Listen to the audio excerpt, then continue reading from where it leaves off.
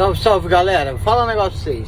Muita gente me pergunta: Wesley, por que você tá no Brasil? Por que você não tá trabalhando nos Estados Unidos mais? Vou mostrar um dos motivos pra vocês. Olha aí, galera.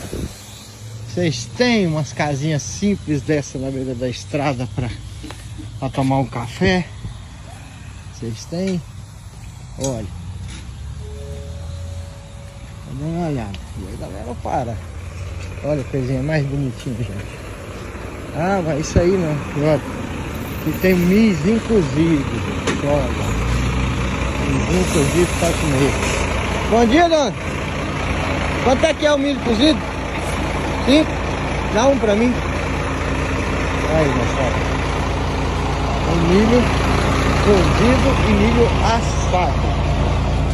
Vocês ainda me perguntam por que eu vim embora pro Brasil?